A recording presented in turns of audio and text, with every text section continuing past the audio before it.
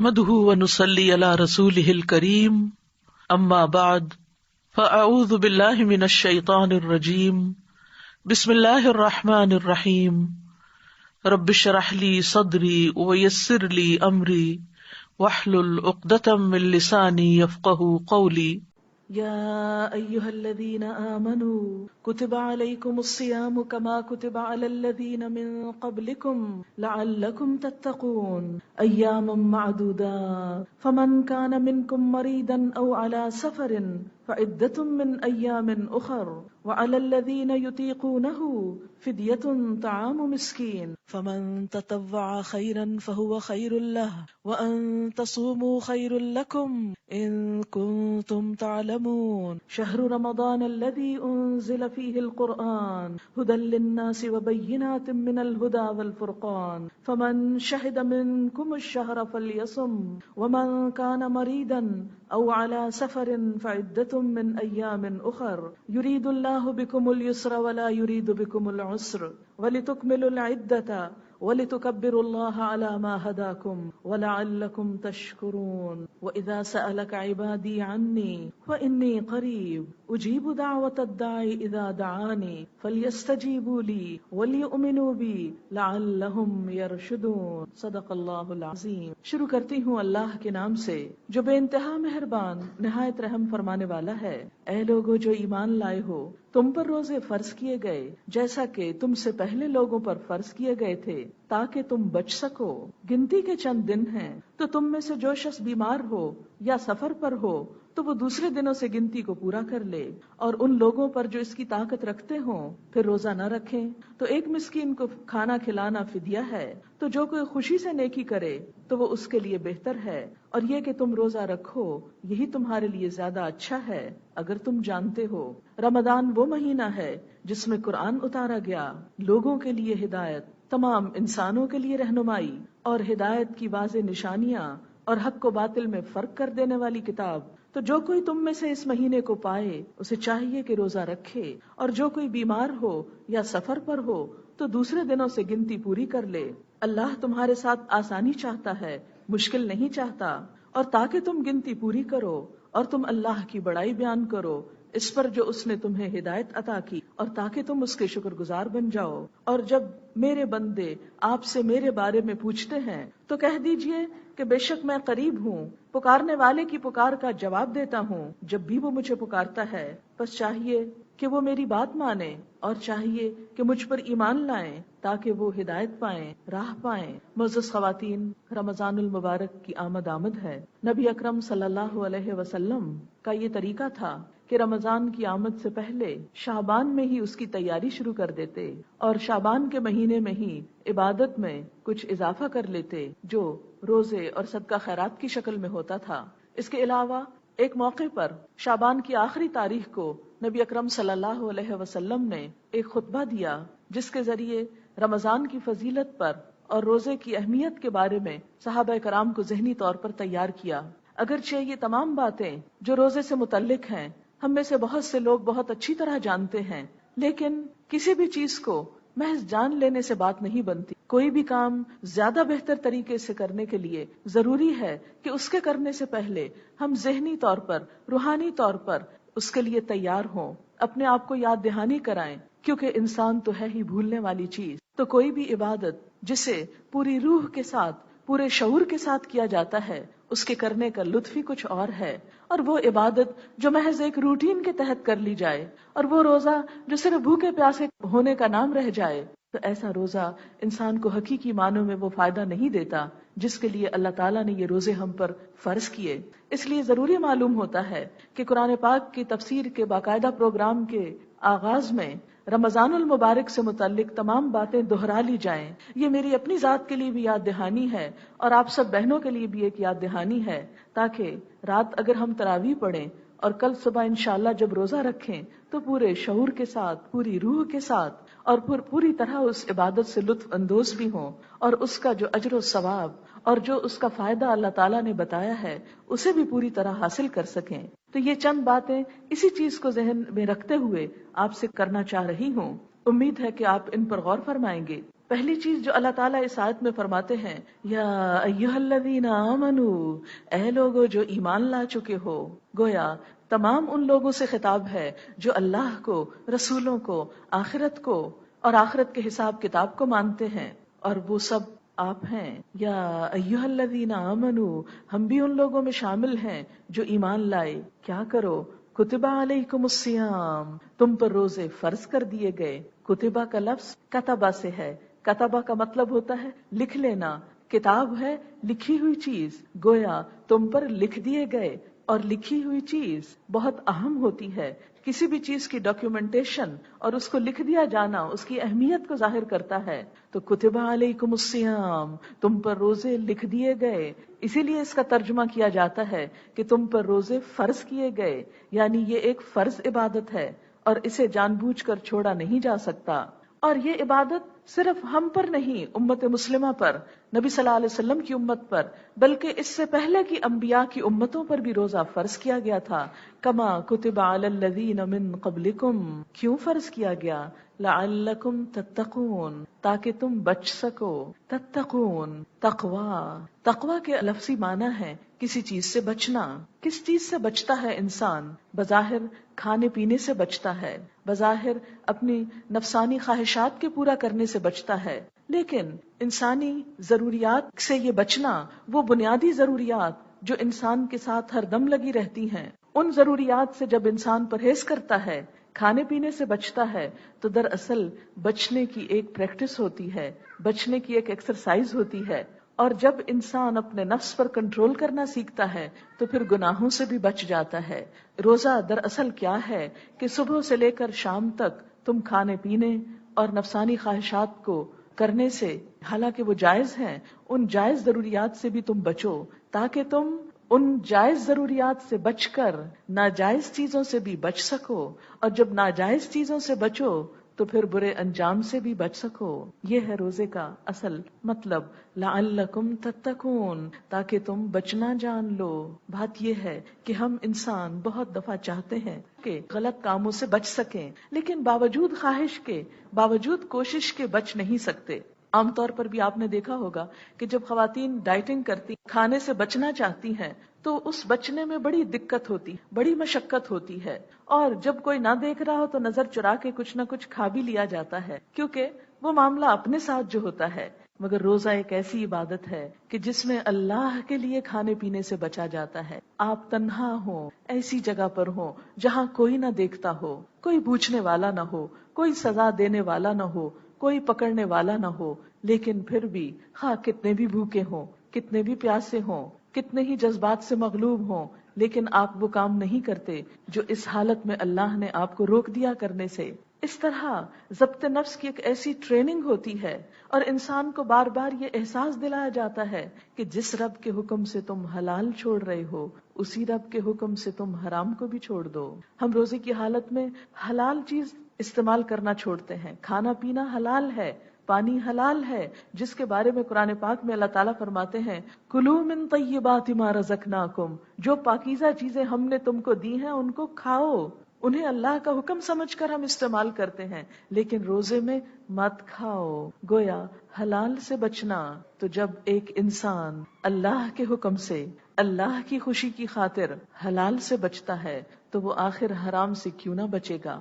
اسی لیے روزے کی حالت میں صرف کھانا پینا نہیں، جھوٹ، چغلی، غیبت اور ہر غلط کام بھی چھوڑ دینا چاہیے، کیونکہ وہ حرام چیزیں ہیں، اور اگر انسان ان کو نہیں چھوڑتا تو نبی صلی اللہ علیہ وسلم نے فرمایا من لم يدع قول الزور والعمل به فليس لله حاجة ان يدع طعامه وشرابه، جس نے روزہ رکھ کر جھوٹ بولنا اور جھوٹ پر عمل کرنا نہ چھوڑا تو اللہ کو اس بات کی کوئی ضرورت نہیں کہ کوئی شخص اپنا کھانا پینا چھوڑ دیتا ہے۔ گویا روزہ صرف کھانا پینا چھوڑنے کا نام نہیں، بلکہ اس کے ساتھ ساتھ ہر حرام کام سے بچنے کا نام ہے، ہر گناہ سے بچنے کا نام ہے، ہر اللہ کی ناراضگی اور ناپسندیدگی سے بچنے کا نام ہے۔ لہٰذا جب تک انسان بچنا نہیں سیکھتا، اس وقت تک روزے کی روح کو نہیں پہنچتا۔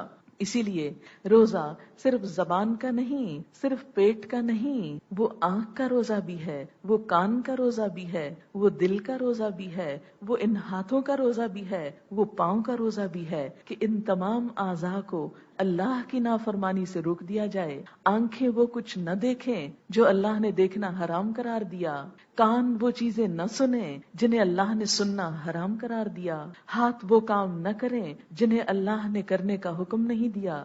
مسلمان تو ہوتا ہی وہ ہے جو اپنے ہاتھ اور زبان سے دوسرے کو محفوظ رکھتا ہے، مسلمان تو ہوتا وہ ہے کہ جو اپنے اعضاء سے اپنی اذیت اور اپنی تکلیف سے دوسرے کو بچا کر رکھتا ہے۔ لہذا روزہ ہمیں ان تمام چیزوں سے بچنے کا حکم دیتا ہے، اور روزے کی اصل روح بھی یہ ہے۔ اور اسی لیے آپ صلی اللہ علیہ وسلم نے فرمایا، کم من صائم لیس له من صیامہ الا الظمأ وکم من قائم لیس له من قیامہ الا السحر۔ کتنے ہی روزہ دار ایسے ہیں کہ جن کو اپنے روزے سے سوائے بھوک پیاس کے کچھ بھی نہیں ملتا، اور کتنے ہی راتوں کو قیام کرنے والے ایسے ہیں کہ جن کو راتوں میں سوائے رت جگے کے اور کچھ بھی نہیں ملتا۔ تو گویا اگر ہم چاہتے ہیں کہ ہم اپنے روزے سے فائدہ اٹھائیں، ہم اپنی اس مشقت کا اجر پائیں، ہم اس قربانی سے جہنم سے بچیں اس قربانی کو کرنے کے ذریعے، تو پھر ہمارے لیے کیا ضروری ہے کہ ہم صرف کھانے پینے سے نہیں، ہر حرام سے بچنے کی کوشش کریں، صرف رات کو کھڑے ہو کر قرآن سننا نہیں، اس کو سمجھ کر عمل کرنے کی بھی کوشش کریں، تاکہ روزے کا اصل مقصد پورا ہو سکے۔ اللہ تعالیٰ نے جو اتنی خوبصورت عبادت ہم پہ فرض کی، یہ فرض کے درجے میں ہے، اس سے واقعی ہم دوسری چیزوں کے اندر بھی اپنی لائف میں ڈسپلن لا سکیں۔ یہ روزے کا بہت بنیادی مقصد ہے، بہت بنیادی پیغام ہے۔ اور دوسری طرف جو شخص ایمان اور احتساب کے ساتھ روزہ رکھتا ہے، اس کے لیے اجر و ثواب بھی ہے۔ نبی صلی اللہ علیہ وسلم نے فرمایا، من صام رمضان ایمانا و احتسابا غفر له ما تقدم من ذنبه۔ جس نے ایمان اور احتساب کا مطلب ہے اپنا حساب لیتے ہوئے، اپنے آپ کو گناہوں سے بچاتے ہوئے، نیت کو اللہ کے لیے خالص کرتے ہوئے جس نے روزہ رکھا، اس کے لیے وعدہ کیا ہے کہ اس کے پچھلے تمام گناہ معاف کر دیے جائیں گے۔ اور ایسے ہی لوگوں کا روزہ ان کے لیے ڈھال بن جاتا ہے۔ نبی صلی اللہ علیہ وسلم نے فرمایا، الصیام جنۃ، روزہ ڈھال ہے۔ ڈھال شیلڈ کو کہتے ہیں، جو تلوار کے وار سے اس زمانے میں دشمن کے وار سے بچایا کرتی۔ تو جیسے انسان دشمن کے وار سے بچنے کے لیے شیلڈ یا ڈھال استعمال کرتا ہے، بالکل اسی طرح روزہ بھی دراصل انسان کو گناہوں سے بچنے، شیطان کے شر اور فتنے اور وسوسوں سے بچنے اور شیطان کی اکساہٹوں سے بچنے کے لیے ایک ڈھال کا کام دیتا ہے۔ لہذا روزہ پورے شعور کے ساتھ اگر رکھا جائے تو انشاءاللہ العزیز وہ دنیا میں گناہوں سے بچائے گا اور آخرت میں جہنم کی آگ سے بچائے گا، اور اس طرح روزے کا وہ مقصد پورا ہو جائے گا کہ لعلکم تتقون، تاکہ تم بچ سکو، تاکہ تمہارے اندر تقوی پیدا ہو سکے۔ اور اگر کوئی شخص اس ڈھال کے اندر سوراخ کرنا چاہے، یعنی آپ کسی سے برا نہیں کر رہے لیکن کوئی آپ سے لڑنے کو آ گیا ہے، کوئی آپ کے ساتھ زیادتی کر رہا ہے، تو اس کے بارے میں بھی نبی صلی اللہ علیہ وسلم نے فرمایا، وَإِذَا كَانَ يَوْمُ صَوْمِ أَحَدِكُمْ، جب تم میں سے کوئی ایک روزے سے ہو اور پھر روزے کی حالت میں وہ کیا کرے، فَلَا يَرْفُثْ، کوئی بے حیائی کی بات نہ کرے، وَلَا يَسْخَبْ، شور نہ مچائے، چیخے چلائے نہیں، زور زور سے دوسروں پر شاؤٹ نہیں کرے، وَإِنْ سَابَّهُ أَحَدًا، اور اگر اس کو کوئی گالی دے تو کیا کہے، او قاتلہ، یا اس سے لڑائی کرے، فَلْيَقُلْ إِنِّ امْرِئٌ صَائِمٌ، تو جواب میں کہہ دے کہ میں تو روزے سے ہوں، میں جواب نہیں دوں گا۔ اور اس طرح کیا ہوگا کہ لڑنے کے لیے آنے والا شخص خود ہی خاموش ہو جائے گا۔ یعنی اپنے آپ کو بچانے کے لیے صرف اتنا کافی نہیں کہ آپ پہل نہ کریں، آپ ابتدا نہ کریں، بلکہ اس کے ساتھ ساتھ یہ بھی ضروری ہے کہ اگر کوئی اور آگے بڑھ کر اس غلط کام کے لیے آتا ہے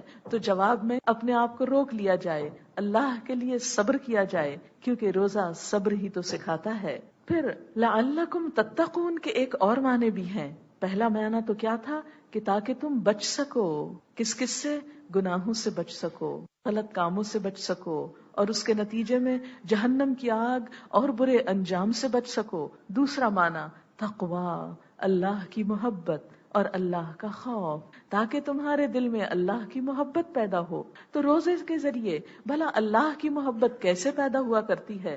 اس لیے کہ روزے کی حالت میں انسان کے اندر ایک خاص قسم کی کیفیت جنم لیتی، ایک خاص روحانی کیفیت۔ سارا دن انسان ایک خاص شعوری حالت میں ہوتا ہے، جب بھی کوئی کام کرنے لگتا ہے تو سوچتا ہے میں روزے سے ہوں، ایک خاص پاکیزگی کا احساس پیدا ہوتا ہے، اور اس میں جب وہ ایک پاکیزگی کا احساس آتا ہے دل میں تو ساتھ ہی اللہ کی یاد بھی آتی۔ پھر کچھ ایسے کام بھی روزے میں بتائے گئے کہ جس سے اللہ کی یاد میں اضافہ ہوتا ہے، اور یوں انسان گناہوں سے بچتے ہوئے جب اللہ کو یاد کرتا ہے تو دل میں اللہ کی محبت جنم لینے لگتی ہے۔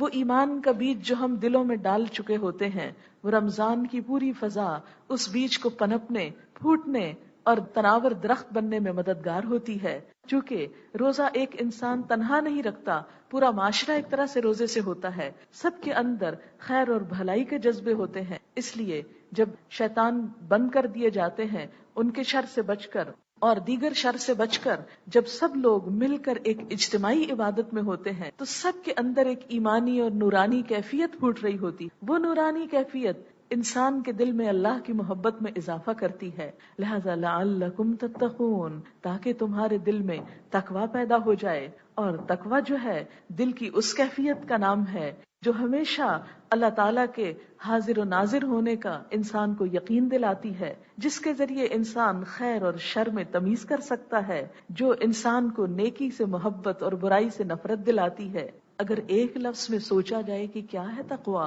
تقوی دل کی تڑپ، دل کے ایک خاص احساس کا نام، اس دل کی کیفیت کا نام جو اللہ کی محبت میں تڑپتا ہے، جو نبی صلی اللہ علیہ وسلم سے محبت رکھتا ہے، جو اہل ایمان سے محبت رکھتا ہے۔ تقوی دلوں کو نرم کر جاتا، دلوں میں ایک خوشگوار جھونکا لاتا ہے، دلوں کو حسد، بدگمانی اور بری سوچ سے بچاتا ہے۔ تقوی دل کی بہار ہے، تقوی خیر ہی خیر ہے، یہ روزے سے ہی نصیب ہوتا ہے۔ جب انسان اللہ کی مرضی کے کام کر کے اللہ کو خوش کرتا ہے تو اللہ تعالیٰ کی خاص عنایت، خاص رحمت کا مستحق ہوتا ہے۔ جیسا کہ آپ سب جانتے ہیں کہ رمضان کا پہلا عشرہ رحمت ہے، دوسرا مغفرت ہے، تیسرا عذاب جہنم سے رہائی ہے۔ تو پہلے عشرے کے شروع ہوتے ہی شیاطین باندھ دیے جاتے ہیں اور انسان کو نیکی کرنے کے لیے کھلے مواقع مہیا کیے جاتے ہیں۔ ان مواقع سے جو انسان فائدہ اٹھاتا ہے اس کے دل میں ایمان کا نور پھوٹنے لگتا ہے، اور اس طرح دل اللہ کی محبت سے سرشار ہو جاتا ہے۔ رات کو جب انسان نماز میں کھڑا ہوتا ہے تو اس وقت بھی اللہ کی محبت ہی اس کو وہاں کھڑا کرتی ہے، ورنہ تو عشاء کی نماز ہی اتنی لمبی ہے کہ انسان اسی کو مشکل پڑھ پاتا ہے، تو کہاں یہ کہ اس میں مزید کچھ تراویح کا، نوافل کا بھی ایڈیشن کر لیا جائے، تو یہ ایڈیشن تو نماز کو اور بڑا اور بھاری اور بوجھل بنا دیتا ہے۔ لیکن جب اللہ کی محبت آنے لگتی ہے تو یہ لمبی لمبی نماز بھی انسان پہ بہت آسان ہو جاتی، اس کے اندر بہت شوق پیدا ہو جاتا ہے۔ پھر آپ دیکھیں کہ تقویٰ اگر انسان کے اندر آ جائے تو انسان کو کیا کچھ ملتا ہے۔ عموماً ہم سمجھتے ہیں کہ اگر ہم دنیا کے پیچھے زیادہ بھاگیں گے تو بہت ساری چیزیں ہم کو مل جائیں گی، لیکن نبی صلی اللہ علیہ وسلم نے کیا بتایا کہ تم جتنا اس کے پیچھے بھاگو گے وہ تمہارے آگے آگے بھاگے گی، وہ تم سے منہ موڑ کر دوسری طرف کو جائے گی، لیکن جب تم اسے چھوڑ کر اللہ کی طرف آؤ گے تو یہ تمہارے پیچھے آنے لگے گی۔ یہ اس کا مزاج ہے، مختلف مزاج ہے، لیکن ہم اس سے بالکل مختلف سوچتے ہیں۔ ہم سوچتے ہیں ہم جتنا دنیا کے کاموں میں زیادہ وقت لگائیں گے اتنی ہماری زندگی زیادہ آسان ہوگی، لیکن آپ دیکھیں گے انشاءاللہ اس مہینے میں روزانہ قرآن کے لیے وقت نکالتے ہوئے آپ دنیا کے کاموں کا کچھ حصہ چھوڑ کر جب یہاں آئیں گے تو واپس جا کر دنیا کے کام بھی ہو جائیں گے، لیکن دل کی جو ایک خاص خوشی، دل کی جو ایک خاص کیفیت اور طاقت ہے وہ ایک اضافی انعام ہوگا اللہ کی طرف سے انشاءاللہ۔ تو بہرحال تقویٰ جب انسان اختیار کرتا ہے تو بہت ساری نعمتیں آنے لگتی ہیں۔ وہ کیا کیا نعمتیں ہیں جو تقویٰ کی وجہ سے ملتی ہیں؟ روزہ تقویٰ کا ذریعہ، اور تقویٰ بے شمار نعمتوں کا ذریعہ۔ ان میں سے سب سے پہلی نعمت ہدایت۔ قرآن پاک کی ابتدا میں ہی اللہ تعالیٰ فرماتے ہیں ذالک الکتاب لا ریب فیہ ھدی للمتقین، یہ کتاب جس میں کوئی شک نہیں متقی لوگوں کو ہدایت دیتی، جن کے دل میں اللہ کے لیے تڑپ ہوتی، جو دل اللہ کی محبت میں تڑپتے ہیں، احساس رکھتے ہیں، ان کو یہ کتاب ہدایت دیتی ہے۔ پھر اللہ کی مدد آتی ہے۔ قرآن پاک میں اللہ تعالیٰ فرماتے ہیں ان اللہ مع الذین اتقوا، یقیناً اللہ ان لوگوں کے ساتھ ہے جو تقوی کرتے ہیں، اللہ تقوی والوں کے ساتھ ہے، والذین هم محسنون، اور وہ جو احسان کرتے ہیں۔ پھر ولایت نصیب ہوتی ہے، اللہ ولی المتقین، اللہ دوست ہے متقی لوگوں کا، مددگار ہے متقی لوگوں کا۔ اور ولایت سے مراد یہ نہیں کہ وہ کوئی خاص قسم کے لوگ ہوتے ہیں جنہیں یہ نصیب ہوتی، نہیں، آپ بھی ان میں سے ایک ہو سکتے ہیں۔ آپ اپنے اندر اللہ کی محبت پیدا کیجئے، آپ خواہ دنیا کے کسی کام میں ہوں لیکن آپ اللہ کے دوست ہو سکتے ہیں، پھر اللہ کی محبت حاصل ہوتی ہے۔ ان اللہ یحب المتقین، پھر اللہ کے نزدیک انسان کا بہت بہترین مقام بنتا ہے۔ ان اکرمکم عند اللہ اتقاکم، تم میں سب سے زیادہ عزت والا وہ ہے اللہ کے نزدیک جو سب سے زیادہ تقوی والا ہے۔ یہ مہینہ آپ کو یہ تمام نعمتیں عطا کرے گا اگر آپ نے شعوری طور پر روزے رکھے۔ پھر علم کے حصول کا ذریعہ، خصوصاً وہ علم جو انسان کے لیے اس دنیا کے اندھیروں میں راستہ دکھاتا ہے، وہ بھی تقوی کے ذریعے ملتا ہے۔ قرآن پاک میں آتا ہے واتقوا اللہ ویعلمکم اللہ، اللہ کا تقوی کرو اور اللہ تم کو سکھا دے گا۔ پھر بشارت، خوشخبریاں، قرآن پاک میں آتا ہے الذین آمنوا وکانوا یتقون لہم البشری فی الحیاۃ الدنیا والآخرہ، وہ لوگ جو ایمان لائے اور وہ جو تقوی اختیار کرتے ہیں ان کے لیے دنیا میں بھی خوشخبریاں ہیں اور آخرت میں بھی، یعنی دنیا میں بھی ان کو گڈ نیوز، خوشی کی باتیں، اس سکون کی باتیں ان کو نصیب ہوں گی اور آخرت میں تو ہوں گی ہی۔ پھر اسی طرح اللہ کی حفاظت آتی ہے۔ اللہ تعالیٰ فرماتے ہیں وَإِن تَصْبِرُوا وَتَتَّقُوا لَا يَضُرُّكُمْ كَيْدُهُمْ شَيْئًا، اگر تم صبر کرو گے اور تقوی کرو گے تو تمہیں ان کی چالیں کچھ بھی نقصان نہیں دیں گی، یعنی دشمنوں کی، حاسدوں کی جو چالیں ہیں وہ انسان کو نقصان نہیں دے سکتی اگر انسان اللہ کا تقوی رکھتا ہو۔ رزق کی تنگی سے نجات اور رزق کی فراہمی بھی تقوی کے ذریعے ہوتی ہے۔ فرمایا وَمَن يَتَّقِ اللَّهَ يَجْعَل لَّهُ مَخْرَجًا وَيَرْزُقْهُ مِنْ حَيْثُ لَا يَحْتَسِبُ، جو اللہ کا تقوی اختیار کرے گا اللہ اس کے لیے ہر مشکل سے نکلنے کا راستہ بنا دے، ہر مشکل سے نکلنے کا ذریعہ، ہر تنگی میں آسانی ہونے لگے گی۔ وَيَرْزُقْهُ مِنْ حَيْثُ لَا يَحْتَسِبُ، اور وہاں سے اس کو رزق دے گا جہاں سے وہ سوچ بھی نہیں سکتا۔ پھر زندگی کی تاریکیوں میں اجالا، زندگی میں غم، پریشانیاں، دکھ، کدھر کو جائیں، کیا کریں، کیسے کریں، تقویٰ اگر آ جائے تو یہ سارے دکھ چلے جاتے ہیں۔ اتقوا اللہ وآمنوا برسولہ یؤتکم کفلین من رحمتہ ویجعل لکم نورا تمشون بہ، اللہ سے ڈرو اور اس کے رسول پر ایمان لاؤ، وہ اپنی رحمت کے 2 حصے تم کو دے گا اور تمہارے لیے ایک ایسا نور پیدا کر دے گا جس کی روشنی میں تم چلو گے۔ وہ نور بصیرت جو انسان کو نصیب ہوتا ہے تو دنیا کے بڑے بڑے کٹھن مرحلوں پہ آسانی سے فیصلے کر جاتا ہے، فلاح اور کامیابی کے فیصلوں کی طرف انسان بڑھنے لگتا ہے۔ پھر ہر کام میں آسانی کا وعدہ ہے، من یتق اللہ یجعل لہ من امرہ یسرا، جو اللہ کا تقوی اختیار کرے گا اللہ تعالیٰ اس کے کاموں میں آسانی پیدا کر دے، یجعل لہ من امرہ یسرا، آسانیاں۔ پھر گناہوں سے چھٹکارا تقوی کے ذریعے، اجر میں اضافہ۔ فرمایا وَمَن يَتَّقِ اللَّهَ يُكَفِّرْ عَنْهُ سَيِّئَاتِهِ وَيُعْظِمْ لَهُ أَجْرًا، جو اللہ کا تقوی کرے گا اللہ تعالیٰ اس کی برائیوں کو، اس کے گناہوں کو اس سے دور کر دے گا اور اس کو بہت بڑا اجر عطا کرے گا۔ پھر زمین و آسمان کی برکتوں کے دروازے کھل جاتے ہیں۔ وَلَوْ أَنَّ أَهْلَ الْقُرَىٰ آمَنُوا وَاتَّقَوْا لَفَتَحْنَا عَلَيْهِمْ بَرَكَاتٍ مِّنَ السَّمَاءِ وَالْأَرْضِ، اگر بستی والے ایمان لاتے اور تقوی اختیار کرتے تو ہم ان پر آسمان و زمین کی برکتوں کے دروازے کھول دیتے۔ اسی طرح جنت کا وعدہ بھی متقی لوگوں کے لیے، ان للمتقین عند ربہم جنات النعیم، متقی لوگوں کے لیے ہے نعمتوں بھرے باغات ہیں، جب انسان وہاں پہنچے گا تو ہر دل پسند چیز اس کو نصیب ہوگی۔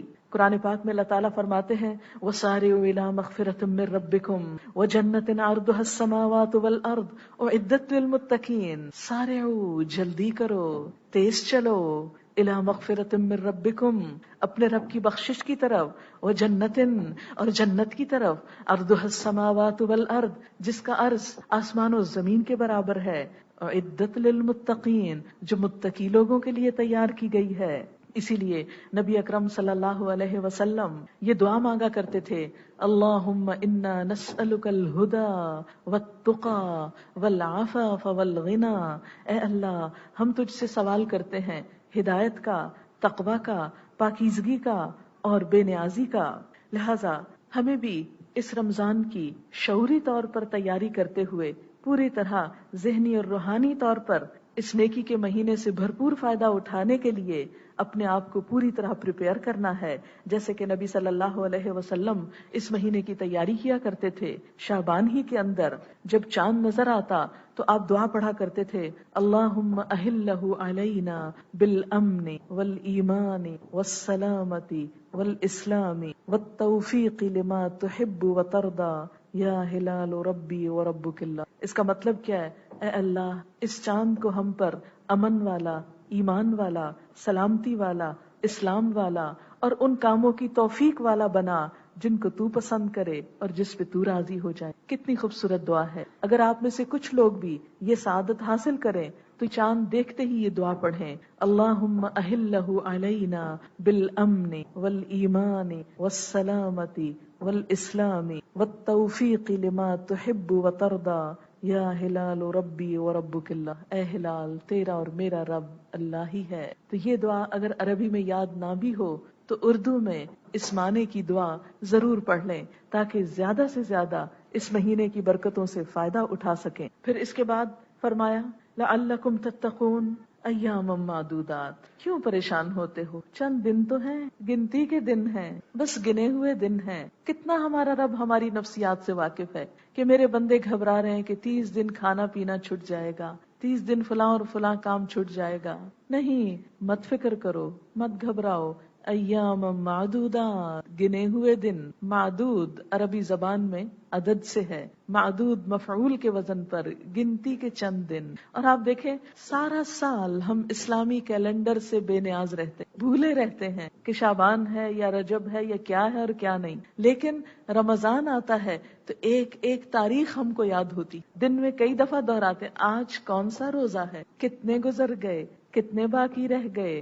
ایام معدودات، گنے جانے والے دن جو گنے جاتے ہیں۔ اور ویسے بھی آپ دیکھیں ایک مہینے کو پھر اللہ تعالیٰ نے 3 حصوں میں ڈیوائیڈ کر دیا، اور ویسے بھی آپ دیکھیں ایک مہینے کو پھر اللہ تعالیٰ نے 3 حصوں میں ڈیوائیڈ کر دیا، 10 10 10۔ اس کو عشرہ بولتے ہیں، عشرہ عربی زبان میں 10 کو کہتے ہیں۔ پہلے 10 دن رحمت کا عشرہ، او پہلا گیا، دوسرے 10 دن مغفرت کا، او دوسرا گیا، اور تیسرے کا تو پتہ ہی نہیں چلتا، تاک راتوں کی وجہ سے اتنی تیزی آ جاتی ہے عبادت میں اور اللہ کی طرف رجوع کرنے میں، اور بالآخر پھر ختم ہو جاتا۔ خوش قسمت ہوتے ہیں وہ لوگ جن کو یہ دن نصیب ہوں، اور خوش قسمت ہیں وہ جو ان دنوں سے بھرپور فائدہ اٹھائیں۔ ایام معدودات، لیکن اس میں بھی ہمارا رب کتنا مہربان ہے۔ فرمایا فمن کان منکم مریضا، تم میں سے جو کوئی بیمار ہو جائے، او علی سفر، یا اس کو سفر کرنا پڑ جائے، تو وہ کیا کرے؟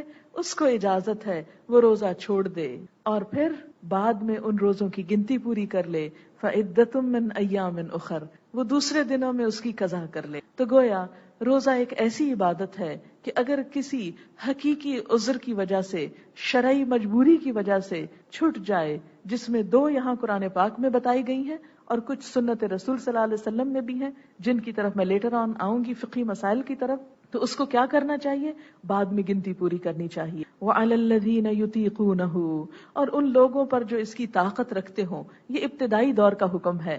جب پہلے یہ آیت آئی، جیسا کہ آپ جانتے ہیں کہ اللہ تعالیٰ لوگوں کی سائیکالوجی کو بہت اچھی طرح جانتے تھے، لہٰذا بہت گریجولی، سلولی احکام دیے گئے کہ ہمارے بندے ایک دم گھبرا نہ اٹھیں، ہو سکتا ہے کرنے سے انکار کر دیں۔ اور یہ تدریج ہر چیز میں ہے، جیسے نمازیں ابتدا سے ہی پڑھی جا رہی تھی لیکن 5 نمازیں معراج پر فرض ہوئیں۔ اسی طرح زکوٰۃ کا حکم مکہ میں بھی موجود تھا لیکن اس کا خاص ڈسپلن مدینہ میں قائم کیا گیا۔ روزہ مکہ میں بھی موجود تھا لیکن خاص ڈسپلن مدینہ میں آ کے ہوا۔ یہ آیت بھی مدنی ہے، اور ابتدا میں کیا رخصت دی گئی کہ جو طاقت رکھتے ہوں پھر نہ رکھ سکیں، نہ رکھنا چاہیں، وہ دوسروں کو کھانا کھلا دیں، کیونکہ عموماً کیا ہوتا ہے کہ جن کے پاس خود بہت کھانے کو ہوتا ہے انہی کے لیے روزہ مشکل ہوتا ہے، جن بیچاروں کے پاس ویسے ہی کھانے کو نہیں تو بھلا وہ کیوں نہ روزہ رکھیں گے۔ اس لیے ابتدا میں کھاتے پیتے لوگوں کو تھوڑی سی سہولت دی گئی، کچھ ریلیکس کیا گیا۔ اچھا اگر ابھی نہیں رکھ سکتے تو کیا کرو، کسی دوسرے کو کھانا دو کہ وہ روزے رکھ سکے۔ لیکن بعد میں پھر دوسرا حکم آیا، اس حکم کو منسوخ کر گیا کہ نہیں اب چاہے کھاتے پیتے ہو یا نہیں اب روزہ رکھ لو. کیوں؟ اس لیے کہ جب انسان دوسروں کو روزہ رکھتے دیکھتا ہے تو اس کا حوصلہ بنتا ہے میں ایسے ہی ڈر رہا تھا، یہ تو کوئی زیادہ مشکل عبادت نہیں، میں بھی رکھ سکتا ہوں، اور میں کیوں نہ اس اجر اور ثواب کو پاؤں جس کو دوسرے لوگ پا رہے ہیں. کیا میں صرف دوسروں ہی کو روزہ رکھواؤں؟ میں خود کیوں نہ اس کام میں شریک ہوں. لہٰذا اس حکم کے اختتام پہ فرمایا کہ فدیہ کیا ہے؟ طعام مسکین، ایک مسکین کا کھانا. اس کی تفصیل میں انشاءاللہ بعد میں بتاتی ہوں. فمن تطوع خیرا فہو خیر اللہ، تو جو خوشی سے نیکی کرے وہ اس کے لیے زیادہ اچھا. ہمیں روزہ مجبوری سے نہیں رکھنا، ہمیں مصیبت کے مارے نہیں رکھنا، ہمیں روزہ محبت سے رکھنا ہے، خوشی سے نیکی کرنا. من تطوع خیرا، تطوع ہوتا ہے جو دل کی خوشی سے نیکی کرے تو اس کے لیے وہ اچھا ہے. یہ حکم ان کو پہلے دیا گیا جو روزہ رکھ سکتے ہو نہ رکھیں، پھر بھی رکھیں تو بہت اچھا ہے. اور عام طور پر بھی سب لوگ جب روزہ رکھیں تو خوشی سے روزہ رکھیں. وَأَن تَصُومُوا خَيْرٌ لَكُمْ، اور یہ کہ تم روزہ رکھو تمہارے لیے زیادہ اچھا ہے. ان کنتم تعلمون، اگر تم جانتے ہو. کیا جانتے ہو؟ اس کا اجر اور ثواب جانتے ہو. شہر رمضان الذی انزل فیہ القرآن، رمضان وہ مہینہ ہے جس میں قرآن اتارا گیا. تو رمضان میں پہلا کام روزہ رکھنا، دوسرا کام قرآن سے تعلق. قرآن سے تعلق روزے کا ایک خاص وصف ہے. جیسا کہ آپ جانتے ہیں کہ قرآن حکیم اللہ کی کتاب ہے، یہ اللہ کا کلام ہے. ہم اللہ تعالیٰ کی ذات کو دیکھ نہیں سکتے، چھو نہیں سکتے، مگر اس کے حروف اور اس کے الفاظ کو تو ہاتھ لگا سکتے، اس کے بول تو ہم پڑھ سکتے. اتنا پیار آتا ہے پھر اللہ کی اس کتاب کو کہ اللہ تعالیٰ یہ آپ کے بولے ہوئے لفظ ہے، یہ آپ کا کلام ہے. آپ دیکھیں کہ جس سے آپ کو جتنا پیار ہوتا ہے نا اس کی بات اتنی ہی پیاری لگتی. ماؤں کو اپنے بچے کتنے اچھے لگتے ہیں، محبت ہوتی نا. بچے توتلی زبان میں بھی اوٹ پٹانگ لفظ بولتے ہیں تو مائیں وارے نیارے جاتی ہیں، نہال ہو کے جاتی ہیں. میرے بچے نے یہ بات کر دی، آج اس نے اماں کہنا شروع کر دیا، آج اس نے بابا کہنا شروع کر دیا، دیکھو آج کیا بولا. یہ ایک ایک لفظ پہ مائیں کان دھرتی ہیں بچوں کے، حالانکہ ان بچوں کی باتوں میں کوئی لاجک نہیں، کوئی معنی نہیں، کوئی کچھ بھی کام کی چیز نہیں، لیکن وہ ٹوٹے پھوٹے لفظ کیوں اچھے لگ رہے ہیں ماں کو؟ اس لیے کہ ماں کے دل میں بچے کی محبت ہے. تو یاد رکھیں جس سے محبت ہوتی ہے اس کا ایک ایک لفظ اچھا لگتا ہے. تو قرآن پاک دراصل کیا ہے؟ ہوا کلام اللہ، یہ اللہ کا کلام ہے. یہ لکھی ہوئی شکل میں نہیں آیا، یہ بول کے سنایا گیا، جبریل کے ذریعے آیا علیہ السلام. جبریل امین نے اسے نبی صلی اللہ علیہ وسلم کو سنایا، پھر نبی صلی اللہ علیہ وسلم نے اسے امت کو سنایا. آپ لکھنا نہیں جانتے تھے، آپ سن کر اخذ کرتے اور آ کر بول کر سناتے. جب بول کر آپ سناتے تھے تو صحابہ کرام کے دلوں پر کچھ اور ہی اثر ہوتا، اور پھر اسی طرح نمازوں میں پڑھا جاتا، مجلسوں میں پڑھا جاتا. تو یاد رکھیں قرآن گھر پر بیٹھ کے بھی پڑھا جا سکتا ہے، خود ٹرانسلیشن دیکھ کے بھی پڑھی جا سکتی ہے، لیکن وہ قرآن جو سن کر سمجھ میں آتا ہے، جو سن کر لطف دیتا ہے، وہ صرف ریڈنگ سے نہیں، اس لیے کہ یہ لکھی ہوئی کتاب نہیں آئی. اسی وجہ سے بہت سارے لوگ اس کنفیوژن میں ہوتے ہیں کہ ہم قرآن پڑھنا شروع کرتے ہیں، تفسیریں ہیں ہمارے گھر میں، مگر چند پیجز کے بعد ہم تھک جاتے ہیں، بور ہو جاتے ہیں، ہم کو سمجھ میں نہیں آتا. کبھی ایک بات ہوتی ہے، کبھی دوسری ہونے لگتی ہے، پھر تیسری شروع ہو جاتی. تو اس کا ٹاپک کیا ہے، یہ کس سبجیکٹ پر ہے؟ یہ ساری کنفیوژن اس لیے ہوتی ہے کہ وہ قرآن کا مطلب ہی نہیں سمجھتے. قرآن کا لفظ بھی کیا بتاتا ہے؟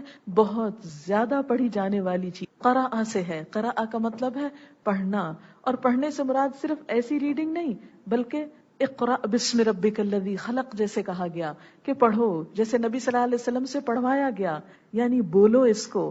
لہذا سننے کے بعد دوسرا کام اس کو بول کر بتانا بھی بہت پر لطف ہے، اسے پڑھ کر سنانا بھی بہت مزہ دیتا ہے. اس لیے آپ سب کو یہاں پر رمضان کے مہینے میں جو زحمت دی جا رہی ہے کہ آئیں مل بیٹھ کر اللہ کی یہ کتاب پڑھیں، یہ اسی لیے کہ یہ کلام اللہ ہے. اس کلام کو جب ہم مل بیٹھ کر سنیں اور سنائیں گے تو انشاءاللہ آپ اس کتاب کا ایک اور ہی رخ دیکھیں گے، ایک اور ہی لذت پائیں گے، ایک اور ہی محبت اس کے اندر آپ کو محسوس ہوگی. کیونکہ یہ مجلس محض صرف اللہ کے نام پر قائم کی گئی ہے، کسی جماعت، کسی پارٹی، کسی گروہ، کسی فرقے، کسی چیز سے تعلق نہیں رکھتی. صرف اور صرف اللہ کا نام، اور یہاں صرف اور صرف اللہ کا کلام. اور صرف یہاں پر آپ نیت جب لے کر آئیں اللہ کی خوشی، آپ میں سے کوئی نہ میری خاطر آئے اور نہ میں آ کر یہاں آپ پر احسان جتاؤں کہ میں آپ کے لیے اتنی دور سے آئی ہوں، نہیں، میں صرف اللہ کے لیے آئی ہوں۔ اور آپ بھی جب گھروں سے قدم نکالیں تو سوچ کے نکلیں، یا اللہ صرف تیرے لیے جا رہی ہوں، تیری محبت کے لیے، تیری شفقت اور تیری رحمت حاصل کرنے کے لیے، تیری بات کرنے کے لیے، تیری بات سننے کے لیے۔ تو یہ کلام جب آپ سنیں گے، سن کر سیکھیں گے تو انشاءاللہ اس کا معنی بھی سمجھیں گے اور اس سے فائدہ بھی اٹھائیں گے۔ لہٰذا کوشش کیجئے کہ وقت پر پہنچیں اور اول سے آخر تک ہر سطر جو ہے وہ آپ کے کان سے گزرے، تاکہ یہ رمضان ہمارا ایسا گزرے کہ جیسے اللہ تعالیٰ فرماتے ہیں شہر رمضان الذی انزل فیہ القرآن، یہ رمضان کا مہینہ، اسی میں قرآن اتارا گیا تھا۔ جیسے اور چیزوں کی سالگرہ آپ مناتے رہتے ہیں، وہ صحیح ہے یا غلط اس سے مجھے بحث نہیں، لیکن یہ رمضان کا مہینہ قرآن کا مہینہ ہے، اس میں قرآن کی ابتدا ہوئی تھی، اس میں جو لیلۃ القدر ہے جو 1000 مہینوں سے بہتر ہے، اس میں اللہ نے ہم کو یہ تحفہ دیا تھا۔ اور قرآن کے تو قدم قدم پر رحمتیں اور برکتیں ہیں۔ جس ہستی کا کلام ہے وہ سب سے بڑی ہے، جس ہستی پر نازل ہوئی وہ تمام انسانوں سے عظیم ہے، جو فرشتے اس کو لے کر آئے جبریل امین وہ فرشتوں کے سردار ہیں، جس مہینے میں یہ اتری وہ برکتوں اور رحمتوں کا مہینہ ہے، جس میں ایک نیکی فرض کے برابر ہے، ایک فرض 70 فرضوں کے برابر ہو جاتا ہے۔ جس رات میں یہ اترا وہ 1000 مہینوں سے بہتر ہے، جس شہر میں یہ اترا وہ ام القریٰ ہے، اور جس امت کی طرف آیا وہ آپ امتن وسطن ہے، خیرہ امتن ہے، بہترین امت۔ لہذا اس قرآن کو جو بھی پڑھے گا، جو بھی سنے گا، جو اس کے لیے وقت نکالے گا، اس کا ایک لمحہ بھی ضائع نہیں جائے گا۔ یہ سب سے بہترین انویسٹمنٹ ہے جو آپ زندگی میں کریں گے۔ یہ لمحہ جو اللہ کی خاطر آ کر اللہ کے کلام کو سننے میں اور اللہ کی محبت لے کر لوٹنے میں جو گزرے گا، اس کا لطف بھی کچھ اور ہوگا، اور انشاءاللہ اس کا اجر بھی آپ غیر معمولی پائیں گے۔ اور کیونکہ یہ اللہ کے کلام کو باقی تمام چیزوں پر ایسی ہی اہمیت ہے جیسی خود اللہ کی ذات کو ہر مخلوق پر، یہ علم ہر علم سے اس لحاظ سے افضل اور اعلیٰ ہے کہ یہ رب کائنات کا دیا ہوا صحیح ترین علم ہے۔ اسی لیے اس قرآن کو کیا کہا گیا کہ ہدی للناس، یہ انسانوں کی رہنمائی کے لیے آیا ہے۔ آپ دیکھیں کہ اگر قرآن صرف رات تراویح میں بے سوچے سمجھے پڑھنے اور سننے کا ہی نام تھا تو یہی وجہ ہے کہ لوگوں کے اندر ساری رات بھی شبینہ کر کے عمل میں کوئی تبدیلی نہیں آتی۔ کیوں؟ اس لیے کہ اس سے کوئی رہنمائی نہیں لیتے۔ برکت تو ہوتی ہے، اس میں کوئی شک نہیں، ثواب ہوتا ہے، کوئی شک نہیں، ایک ایک حرف پر 10 نیکیاں آتی ہیں، لیکن اللہ تعالیٰ نے قرآن پاک کو صرف نیکیاں کمانے کی مشین بنا کر نہیں بھیجا کہ تم اس کو بے سوچے سمجھے صرف پڑھتے جاؤ اور نیکیوں کے انبار لگاتے جاؤ۔ یہ اصل میں کیا ہے؟ وہ تو ہوگا ہی، وہ نیکیاں تو بونس ہے۔ اصل روح کیا ہے؟ ہدی للناس، رہنمائی ہے۔ کس کے لیے؟ للناس، تمام انسانوں کے لیے۔ تمام انسانوں تک یہ پیغام کیسے پہنچے گا؟ اسی وقت جب امت مسلمہ اس پیغام کو سمجھے گی، جب میں اور آپ اس کا حق ادا کریں گے تو جبھی یہ تمام انسانوں تک جائے گا۔ ہدی للناس، انسانوں کے لیے ہدایت، وبینات من الہدی والفرقان، اور روشن نشانیاں ہدایت کی اور حق و باطل میں فرق کرنے والی۔ اسے قرآن کو بینات کہا گیا۔ قرآن کی آیات واضح نشانیاں ہیں، اور انشاءاللہ آپ خود اپنے تجربے سے یہ بات محسوس کریں گے کہ قرآن زندگی کے ہر روز پیش آنے والے مسائل کا حل پیش کرتا ہے۔ آپ راستے میں کوئی چیز دیکھیں گی اور یہاں آ کر آپ دیکھیں گی کہ وہی بات قرآن آپ کو بتا رہا ہے۔ آپ اپنی پرسنل لائف میں کوئی ایکسپیرینس کریں گی اور آپ دیکھیں گی کہ قرآن اس کو آپ کے ساتھ شیئر کر رہا ہے، کیونکہ اللہ کا کلام ہے۔ جب بھی کوئی شخص یہ چاہتا ہے کہ اللہ سے ہم کلام ہو تو کیا کرے، یا یہ چاہتا ہے کہ اللہ اس سے ہم کلام ہو تو اسے کیا کرنا چاہیے؟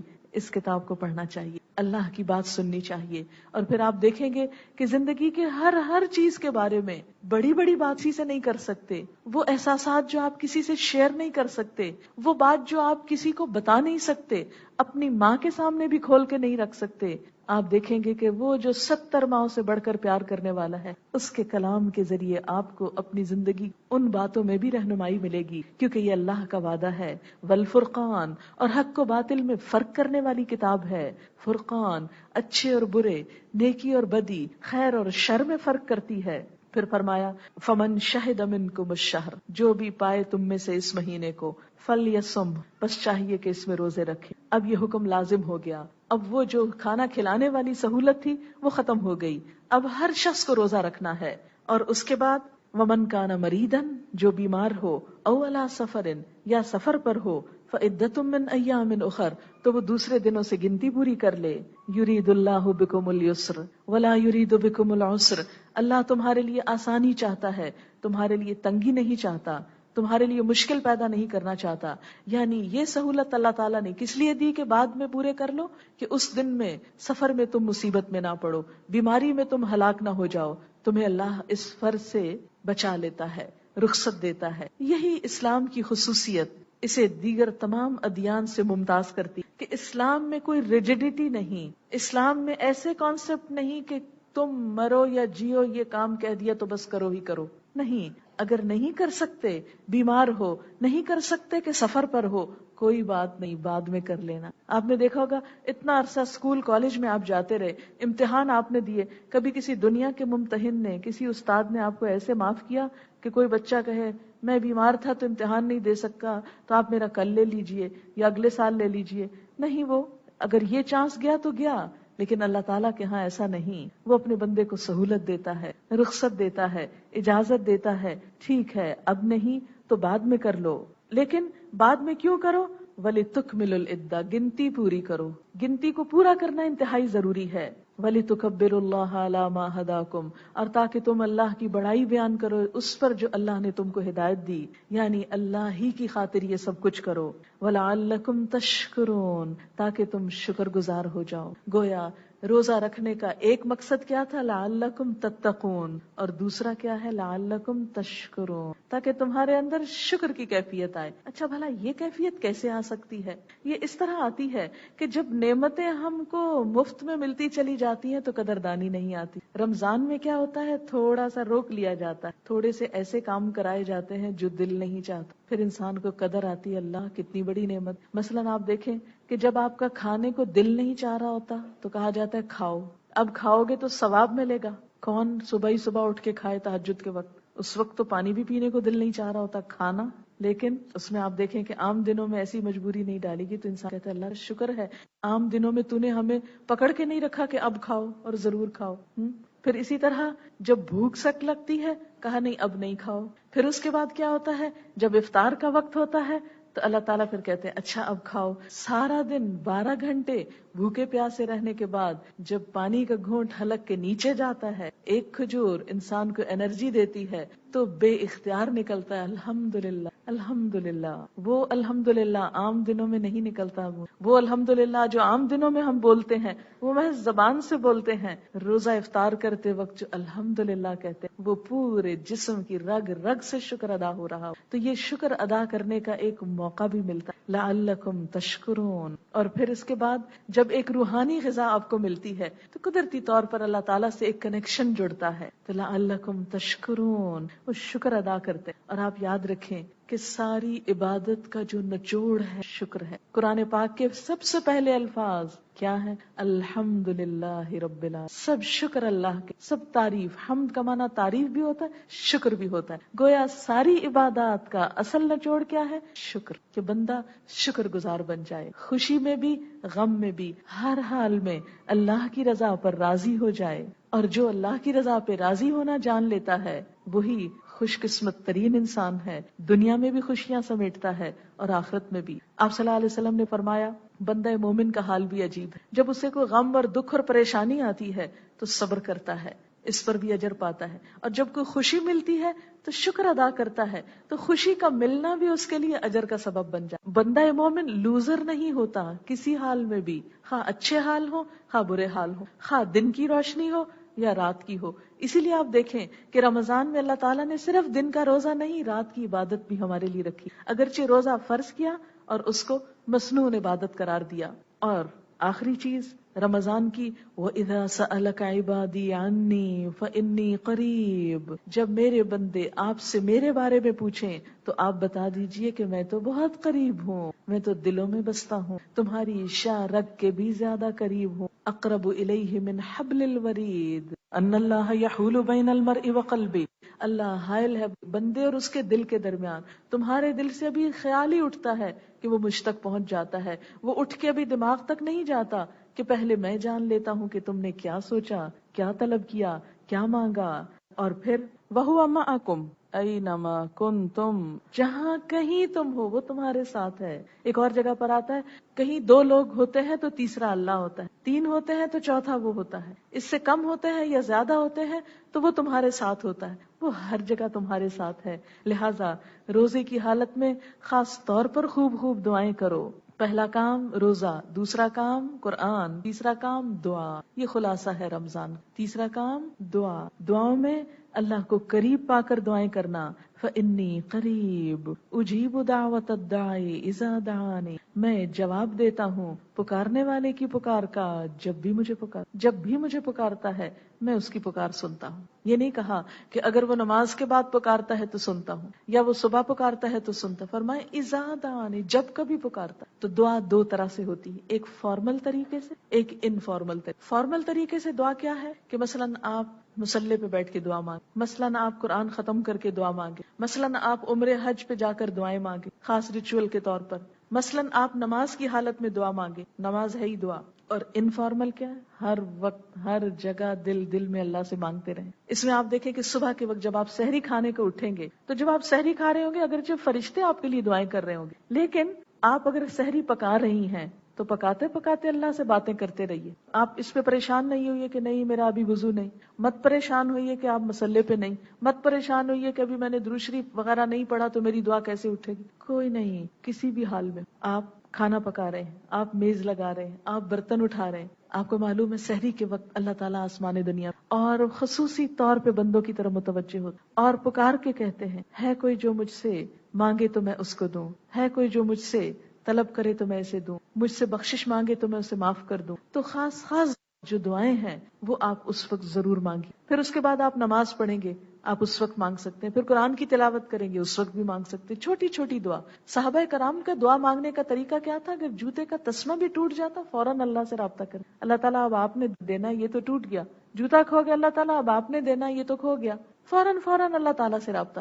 وہ اس کا انتظار نہیں کرتے تھے اچھا ابھی تو یہ کام خراب ہو گیا ہے جب ہم مصلی پہ بیٹھیں گے پھر اللہ سے مانگیں، نہیں، اسی وقت اسی لمحے دل میں آیا اور اللہ تعالیٰ کے ساتھ فوراً رابطہ جوڑ لی۔ جیسے ہاٹ میل ہوتی ہے، وہ دل اگر اللہ کی محبت میں تڑپتا ہے تو ہاٹ لائن بن جاتا ہے، جس وقت بھی اسے پکاریں گے، جہاں بھی پکاریں گے، لوگوں کے بیچ میں بیٹھ کے پکار رہے ہیں، کوئی آپ کو ستا رہا ہے تو آپ اسی وقت اللہ سے رابطہ کریں، کوئی دیر نہیں لگتی، ایک لمحے سے پہلے لائن جڑ جائے گی، ایک لمحے سے پہلے کنیکشن مل جائے گا آپ کو، اور فوراً اس سے مانگ لے۔ اور اسی لیے کہتے ہیں نا مظلوم کی بد دعا فوراً قبول ہوتی، 7ویں آسمان تک جا پہنچتی ہے، وہ سحری کا انتظار بھی نہیں ہوتا کہ صبح آسمان دنیا پہ اللہ تعالیٰ ہو، نہیں، وہ عرش وہ اللہ تک جا پہنچ، فوراً وہاں جا لگتی۔ پھر اسی طرح روزے کی حالت میں سارا دن کیا ہوتا ہے؟ آپ ایک طرح سے عبادت میں ہیں تو عبادت کے دوران دعائیں قبول ہوتی، لہٰذا سارا دن جب کبھی دل چاہے، مثلاً آپ کے دل میں کوئی خیال آیا میری یہ چیز نہیں ہے، فوراً دعا مانگ لیں کہ آپ روزے سے ہیں، آپ کے دل میں خیال آیا کہ مجھے یہ کام بڑا مشکل ہو رہا ہے، فوراً دعا مانگ لیں، آپ کسی بات پر پریشان ہیں،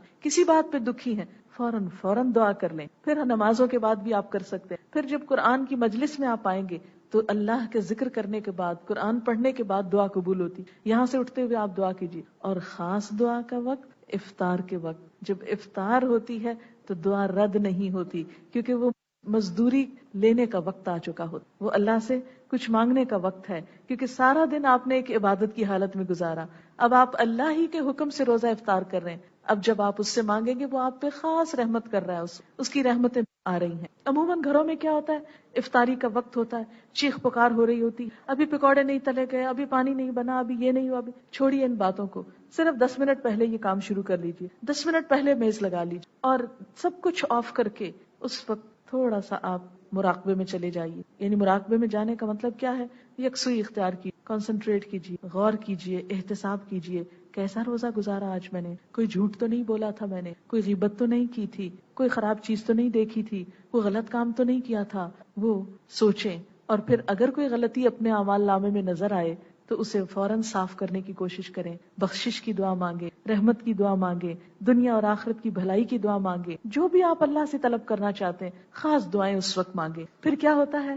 رات کی عبادت تراویح، پھر اس میں آپ کیا کیجئے، نماز پڑھیے، تراویح پڑھیے، تو ان تراویح کے بیچ میں بھی یا اختتام پر آپ دعا مانگیں. اس طرح آپ دیکھیں گے کہ جب آپ دعائیں مانگتے چلے جائیں گے تو انشاءاللہ رمضان کے بعد ان دعاؤں کے اثرات اپنی زندگی میں دیکھیں. آپ ٹوٹلی ایک اور انسان ہوں گے انشاءاللہ اندر سے، اور انشاءاللہ لوگوں کے ساتھ معاملات میں.